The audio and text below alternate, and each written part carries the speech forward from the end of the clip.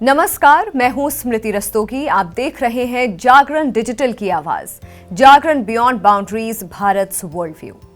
आज हम बात करने वाले हैं एक बहुत ही इंपॉर्टेंट जियोपॉलिटिकल डेवलपमेंट की।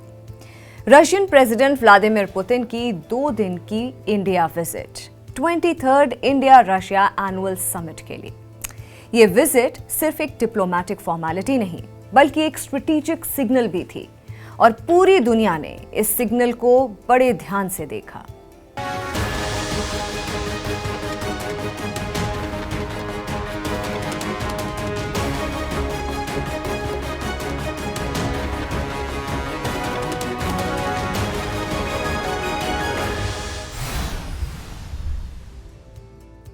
आज की बात एक इंपॉर्टेंट माइलस्टोन से शुरू करते हैं। इस साल इंडिया रशिया स्ट्रेटेजिक पार्टनरशिप के 25 साल पूरे हो रहे हैं। वही लैंडमार्क फ्रेमवर्क जो अक्टूबर 2000 में प्रेसिडेंट पुतिन की पहली इंडिया स्टेट विजिट के दौरान साइन हुआ था।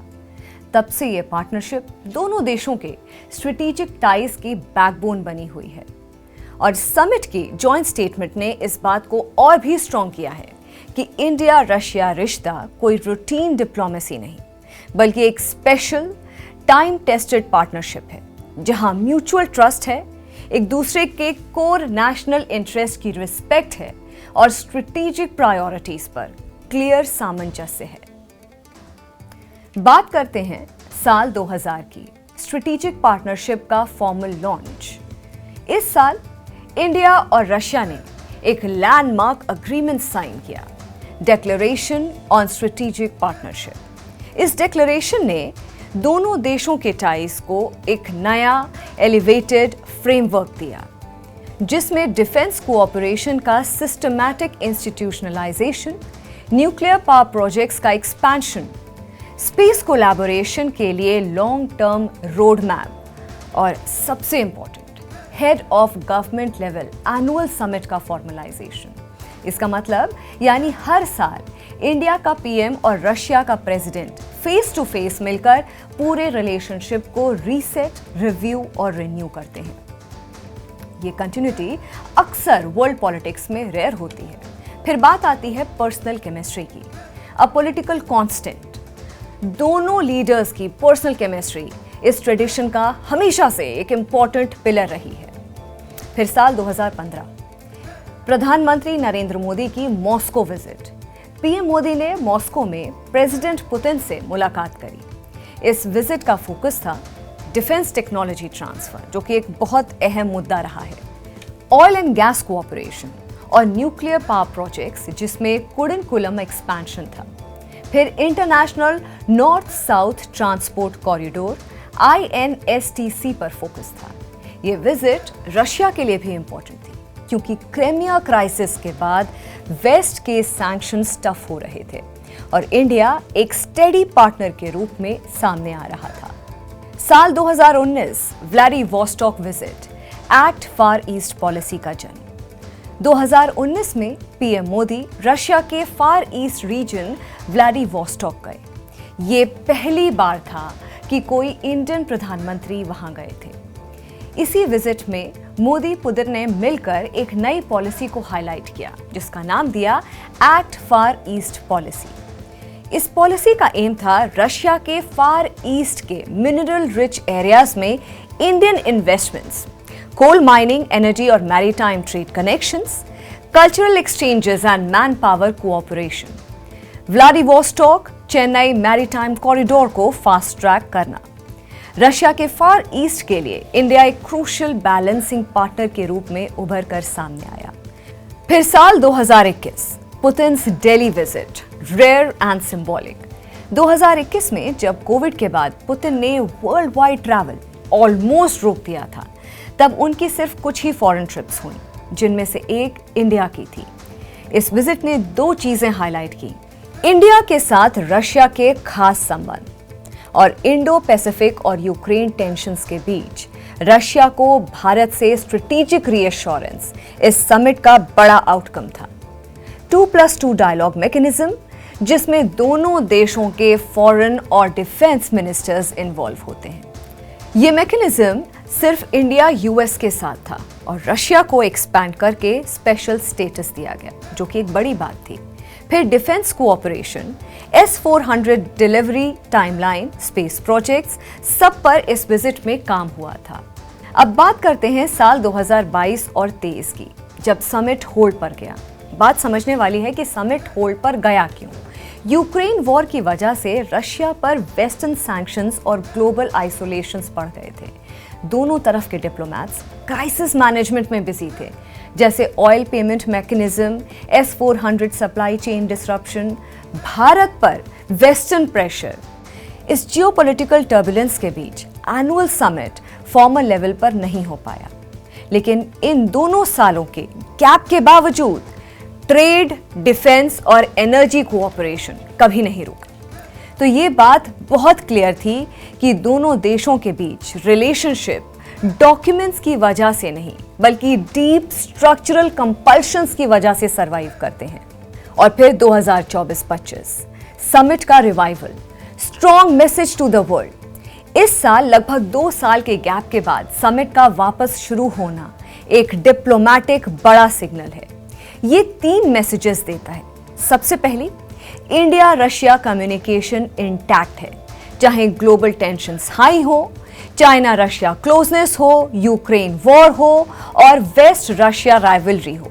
इस सब के बावजूद इंडिया ने ये दिखाया कि वो अपने हिस्टोरिकल टाइज को नहीं तोड़ेगा। दूसरा पॉइंट, इंडिया अपनी foreign policy autonomy firmly maintain करता है। जब यूएस, यूरोप और नेटो कंट्रीज रशिया को आइसोलेट कर रहे हैं, लेकिन इंडिया ने एक बैलेंस्ड, कंपोज्ड स्टैंस रखा है।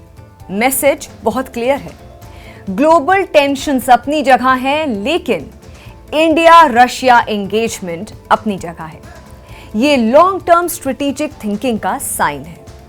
तीसरा पॉइंट, रशिया के लिए इंडिया अब एक क्रिटिकल जियोपॉलिटिकल पार्टनर है। चाइना पर खुद की ओवर डिपेंडेंस से रशिया खुद अनकंफर्टेबल हो रहा है। स्ट्रेटेजिकली रशिया को एक बैलेंस्ड आउटरीच चाहिए और यहां इंडिया परफेक्टली फिट होता है, एक डाइवर्सिफाइड, रिलायबल और पॉलिटिकली स्टेबल पार्टनर के रूप में, जिसमें आता है large energy market, defence manufacturing base, tech and pharma industries, Indo Pacific diplomatic leverage. यहां दोनों कंट्रीज की नीड्स म्यूचुअल हैं। इंडिया ने दिखाया कि वो अपने लेगेसी पार्टनरशिप्स को मेंटेन कर सकता है, तो वहीं रशिया के लिए अब भी इंडिया एक ट्रस्टेड, स्टेबलाइजिंग स्ट्रेटेजिक पार्टनर है, स्पेशली एक ऐसे वक्त जब ग्लोबल पॉलिटिक्स और भी फ्रैगमेंटेड होती जा रही है। अब करंट विजिट का कॉन्टेक्स्ट समझते हैं। पुतिन की ये रीसेंट विजिट 2 वजह से और भी नोटवर्दी हो जाती है। 4 सालों से यूक्रेन वॉर जारी है और रशिया पर वेस्टर्न सैंक्शंस इस वक्त पीक पर हैं। इंडिया अमेरिका के साथ FTA स्टाइल ट्रेड नेगोशिएशंस कर रहा है, एक हाई स्टेक डिप्लोमैटिक फेज। ऐसे सेंसिटिव टाइम पर पुतिन का इंडिया आना ग्लोबली एक स्ट्रॉन्ग सिग्नल भेजता है कि न्यू दिल्ली अपने स्ट्रेटेजिक चॉइसेस इंडिपेंडेंटली करता है, ना कि किसी कैंप के हिसाब से। Now what makes this visit significant? Significance 3 layers में समझने की कोशिश करते हैं। सबसे पहली, ग्लोबल आइसोलेशन के बीच पुतिन की लिमिटेड फॉरेन ट्रैवल लिस्ट में इंडिया का नाम आना, यह अपने आप में एक बड़ा सिग्नल। दूसरा पॉइंट, चाहे वेस्ट प्रेशर डाले, इंडिया को दिखाना था कि वो अपनी स्ट्रेटेजिक ऑटोनॉमी पर कॉम्प्रोमाइज नहीं करेगा। फिर थर्ड पॉइंट, डिफेंस और एनर्जी सप्लाई चेन्स को सिक्योर रखना। एक और खास बात, समिट से बिल्कुल पहले एक सटल वेस्टर्न प्रेशर भी देखने को मिला। यूके, जर्मनी और फ्रांस के एम्बेसडर्स ने एक जॉइंट आर्टिकल लिखकर इंडिया को ओपनली रशिया पर अपना स्टांस रीथिंक करने की सलाह दे डाली। लेकिन MEA ने तुरंत इसका जवाब दिया और कहा कि ऐसी पब्लिक एडवाइस अनएक्सेप्टेबल है। अब समझते हैं की टेकअवेज फ्रॉम 2025 समिट में टोटल 16 अग्रीमेंट साइन हुए। Defence, trade, economy, health care और मीडिया जैसे सेक्टर्स कवर हुए। सबसे पहले विजन 2030 प्रोग्राम अडॉप्ट किया गया, जिसका टारगेट है बायलैटरल ट्रेड को 2030 तक $100 बिलियन तक ले जाना। दूसरा, यूरेशियन इकोनॉमिक यूनियन के साथ फ्री ट्रेड अग्रीमेंट पर नेगोशिएशंस फास्ट ट्रैक किए जाएंगे। तीसरा पॉइंट, ट्रेड को स्मूथ करने के लिए नेशनल करेंसीज यानी रुपी और रूबल में सेटलमेंट सिस्टम डेवलप किए जाएंगे।